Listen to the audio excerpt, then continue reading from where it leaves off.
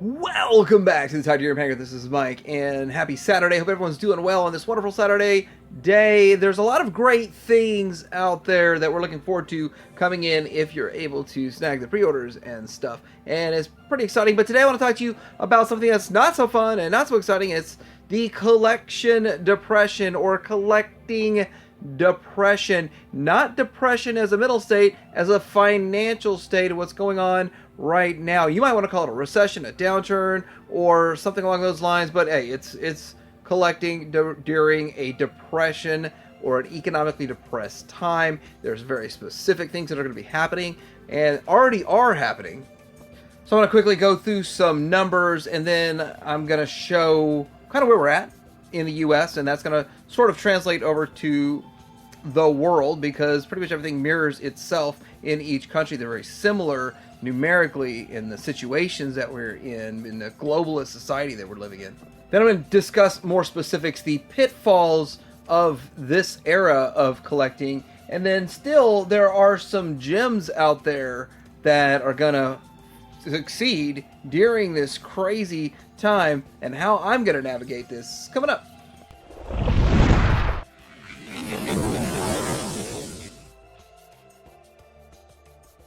Let's get into talking some numbers. I'm seeing a huge drop-off in collectors as a whole, and I'm going to show you how I view it, but there's really no way to substantiate how many collectors there were 2 years ago, last year, and there are currently today, but you can look at a few things.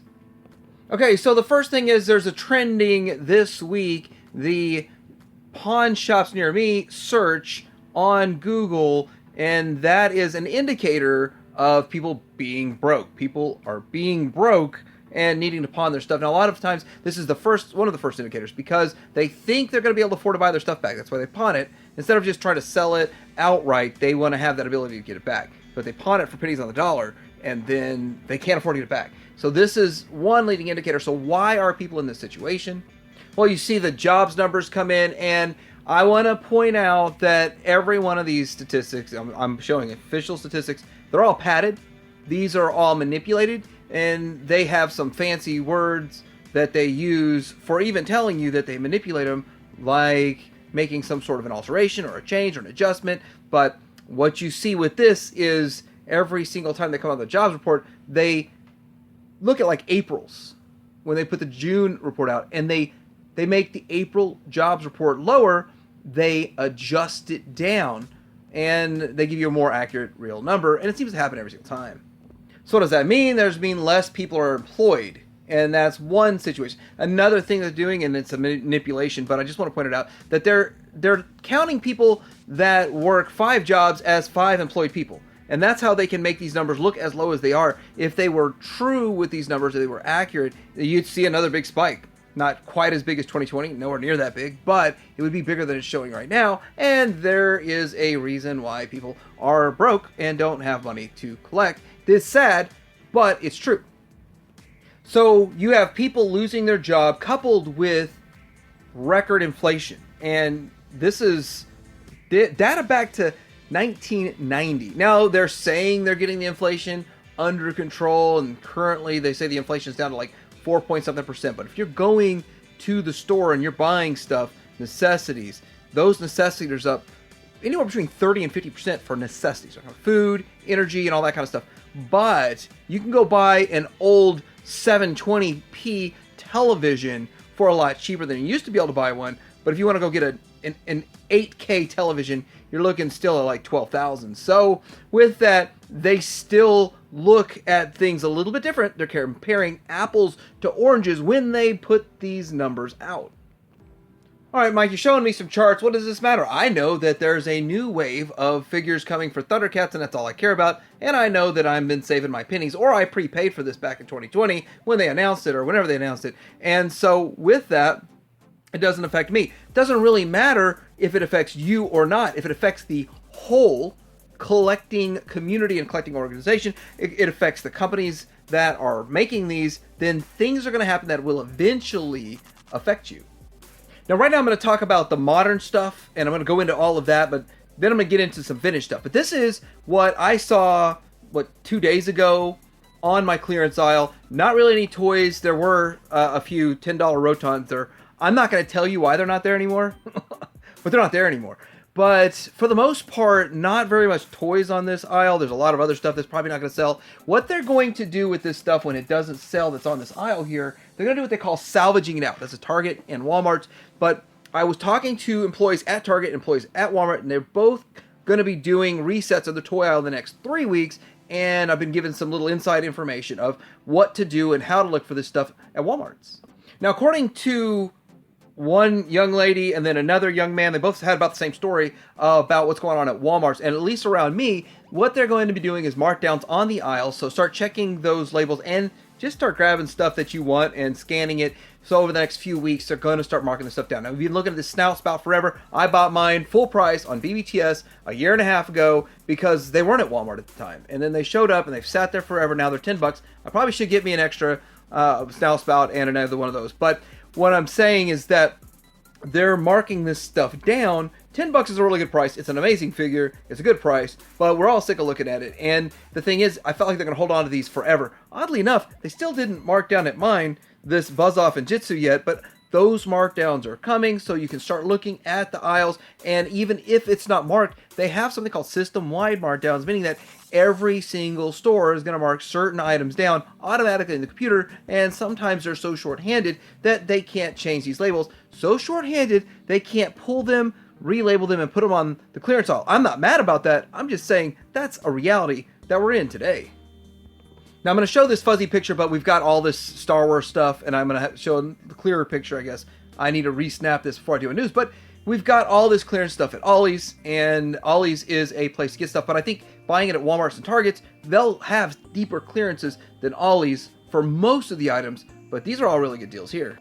The Ollie's and the Rosses and all of them are going to start finally getting repopulated with product. We haven't really seen much product at those discounters, but now with the current downturn, we're seeing more of that. Now, I'm used to seeing this. Back in the day, I collected about 80 or 90% of my stuff at clearance, and I didn't buy everything when it came out. I picked the 10% that I really wanted, bought that at full price, then I waited. If I got it on clearance, I got it. If I didn't get it, I just did without. That was my old collecting philosophy. I think I might be going back to that.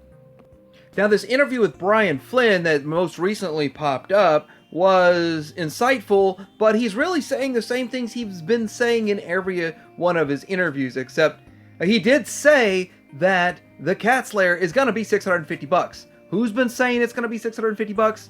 Tiberium Hanger. So I do want to point out that there are a lot of reasons for that. And the reason I thought it was going to be $650 is due to the economy, is due to the fact that collectors are strapped. And I don't have the budget I did 2 years ago.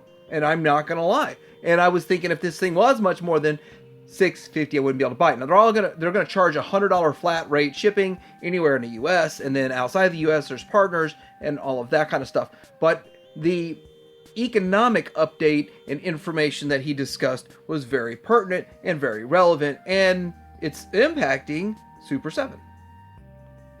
He says that there is a sharp decline in demand, and it's been steadily declining over the past year and a half to 2 years, but most recently, he can't get projects off the ground. He didn't get enough orders for the Rescuers. Since he didn't get enough orders for the Rescuers, they are canceled. Same thing with the Star Trek The Next Generation's Ultimates Guinan. In the interview, they were saying, Whoopi Goldberg got canceled, and he was like, no, Whoopi's not canceled, Guinan's canceled. So, I thought that was really funny, but anyhow, in this day and age, I love Whoopi Goldberg as an actress. She's a great actress. She's had some really fun roles, but this figure, I don't know if there's ever been another Whoopi figure in the 6-inch scale before. That would have been interesting to have her as a figure. Interesting tidbit, they put her up for order twice, and she did not sell well enough to get produced twice.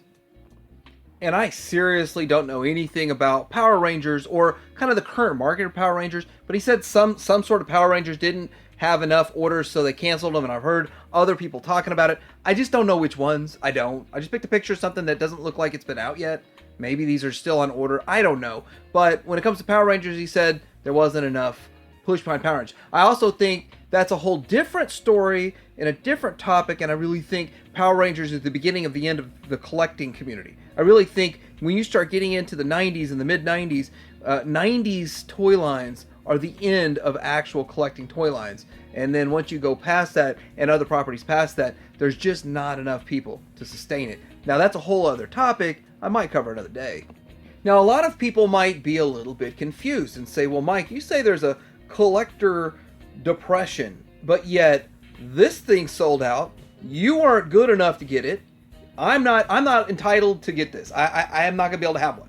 This will not be in my collection. I will not have it. I will not be able to review it. I will not be able to use it for comparisons, and I will not be having this, owning this, or whatever. I sat on my computer and, while I was doing other things, and I just kind of refreshed the page. Never saw it show up. Until it did show up, it was sold out. So, I guess I'm a bad collector. I'm not very good at the game. I don't play the game well enough to get this. So, it looks good. It looks great, and I like everything about it. Price $75 is great. Sold out instantly. You're saying that people are broke? Well, they're sold out by bots. They're sold out by resellers that are instantly putting them up for pre-order on eBay. Don't pre-order anything on eBay. That's terrible. Wait till they actually show up and flood the market. But still, this is frustrating, but it's a really good value for $75. So you're going to see things that are not a good value are going to linger at retail. So during this tumultuous financial time, companies are struggling to make their ends meet, to make their profits. And a lot of people that are anti-corporation, well, I understand that, anti-corporation, I can understand that. But a lot of these people don't understand that they're not going to make products that they know won't sell. That's why we're going to see these crowd funds. Now, I would rather see stuff produced, put on the store shelf, and wait and buy it on clearance. I'd love that. I love that. I do that with a lot of stuff. A lot of these G.I. Joe classifieds, I get extras when I see them for $12 on clearance. I'll grab a couple extras, and I'll get me one good one, and then wait and get a couple of clearance ones that probably dented and dinged and whatever. But you're not going to see that with these. So more crowd funds are going to happen. Some are going to succeed. This is already a success. No matter what you say, this is a success. It's getting made no matter what. The jury's still out on this Jurassic Park gate. Now, the reason that the jury's still out on the Jurassic Park gate is because it is a nice-looking, impressive Jurassic Park gate. And with I don't collect this. I'm not in on this at $250. I might have been in on it at $100. I just don't care enough. That's just me. But I watched several videos from specific Jurassic Park people or people that collect it, that care about it. And as a whole value, if everything's in there, it's worth it. If everything's in there and they told me the reasons why and all that kind of stuff, I was like, great, that sounds cool. I have a handful of them. I got the amber ones, but this gate does look cool. I have no place to display it. I don't have a Jurassic Park display, so it's not for me. But something like this, are there enough Jurassic Park collectors? And with that, are there enough of them that are willing to pony up this kind of money? Or are they going to play this Russian roulette game and hope these unlocks show up at retail? Which, by the way, there's no reason they shouldn't. But that would also set a precedent with Mattel. If it fails, will those show up at retail? I don't know, and probably not, because they know that would be a dangerous precedent for future projects. So getting back to this Dragonfly, a lot of people feel like this isn't blowing up like the His Tank and not blowing up like some of the other projects that we've seen in the past. Sky Striker barely made it, and you had to sacrifice a Rancor to get it. And with that, this, I feel, is doing really well. And even though it's slow, Dale's slow, and it's going to blow up at the end, and just hit 19,001, and I'm happy. But a lot of people blame Glinda. I think Glinda's a decent offering, and it's perfect for what you need for this. Don't hide a main character in normal, standard clothing and attire behind a paywall. You can hide one that's recolored behind a paywall. I think that makes more sense. So anyhow, with that, I really believe that this isn't blowing up because people don't have that free money. People don't have it raining down on them. They don't have the extra $600 a week for unemployment, which I've never gotten. I've never been on unemployment, so I don't really know how that all works. So I can't really talk about it well educated, like I know how this unemployment works. But I'm understanding some people are getting more money than they've ever received in their whole life during the time we've had other funding campaigns. And at the same time, they were getting extra money if they have several kids in the household. They're getting like $5,800, $5,600 at one check, multiple checks in a row, and those kinds of things. That ain't happening now. We're not getting any stimmies, and without these stimmies, these projects are only going to be real projects, real funding, real numbers, not the fake numbers we saw back in 2020, 2021, and well, 2022 was kind of the end of it. Now, what about this vintage figures? If you're a vintage collector, how is this going to affect you? Because I collect both. And there's a couple of things you're going to realize if you're a vintage collector. If you're a vintage collector, you're going to realize something very quick. Over the next 2 years, maybe 3, you're going to realize that what you bought in 2020 and what you bought in 2021 are overpaid for the most part. Now, not everything. There are specific things that are still going to go up in value. There are still some things that will be highly sought after, super rare, and that collectors are saying, I need this one piece to finish the entire collection, and I'm in a decent situation. People that are making 6 figures, have their house paid off, their cars paid off, and have been prudent with their finances, and are still collecting, they're not going to have a problem with continuing their collection. But that's not the vast majority. That's not the vast majority, up to 60 or 70% of people. And I guess that translates into collectors. So what does that mean for the average collector? Well, the average collector that is starting to struggle financially is going to look around for what is unnecessary.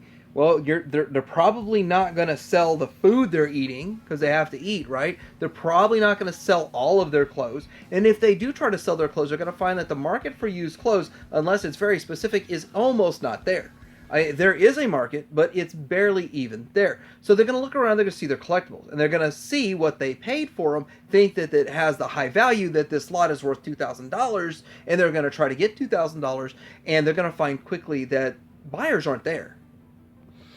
Well, I'm not talking about the future. This is today. This is right now. People are throwing up stuff for sale for half or a third of what it was selling for just in the last couple of years. And I'm noticing that, and it's really tempting to buy more. Like, I just had my video. I have duplicates of a lot of figures. I don't need to buy any more of the things I already have. I'm looking specifically for things I don't have. And so with that stuff doesn't pop up as often, but that's the situation I'm in. But a lot of these lots are really, really tempting, especially for the prices that they're asking. So when you start looking at this, you're going to see people fire selling their collections or parts of their collections for really cheap in the future. And it's not quite there yet. There's a lot of good deals showing up now that I've never seen, or I haven't seen in the last few years that cheap. But the future is going to hold even better deals. When all of the resellers are tapped out, when all the collectors have what they want and are only looking for ultra rare pieces, then there's really no buyers left. What do you do? And people need money to survive, pay their rent, pay their car payment, pay their house payment, feed themselves and their children and all of that. And they go to selling their collections. They're going to be selling them for pennies on the dollar. And I got to tell you, for a lot of this, I'm not even a buyer. For a lot of things I see, I'm like, that's a heck of a deal, but I'm not a buyer for it. And so with that, I might pull the trigger if it's like 10 cents on the dollar, but I don't really need to, so I probably won't. And then it's a vicious circle because collectors generally try to sell their extra stuff off to make up some money, recoup some money so that they can be part of this new project, this new thing that's coming out, this cat lair or the crowdfunding project of the month, the flavor of the month, and they have to sell stuff off. And in this market, it's a lot harder to sell this stuff. And so with that, there's going to be less people participating in stuff like this. And so with that, they're going to produce less. So that's the thing. When you start looking at all of this in general, there's going to be a lot lower production numbers of the stuff that's coming in the next few years. This is cyclical and predictable. It happened in 08, it happened in 09, 10, 11, and then it started ramping back up like 11 and 12, starting getting back to normal. So you say over the next few years, we'll start seeing a downturn, and you see companies taking a downturn, and companies that are struggling, and they produce less because they don't want to sell stuff at clearance because it's not very profitable. But at the same time, they're charging too much on the product, so it's another vicious cycle, asking too much. I think this is a good value. This thing's going to sell well. There's other things that are going to sell well, but we're going to see them produced in lower quantities than similar items in the past. So I'm still looking forward to a lot of great things, but I'm going forward very cautious. I'm going to still buy one of everything that I like, and if I don't like it, I'll wait for a sale, a clearance, a better deal than the pre-orders. And with that, I know that I'm playing Russian roulette with not getting the item if I don't pre-order it, because production numbers are going to be lower. But of course, I'm interested in what you think about all of this. Have you noticed the downturn in collecting? Have you noticed the excess of inventory on old stuff? And have you noticed that it seems like some of the newer stuff is coming in smaller quantities than it was in the last year and a half or so, and chasing it down is a little bit harder to find at retail. Still pre-order everything online, but I'm curious what you think. Do you have a plan for this going forward? Are you slowing down your collecting? And I want to hear what people have to say in the comments below. Like and subscribe. Pedro Hanger out.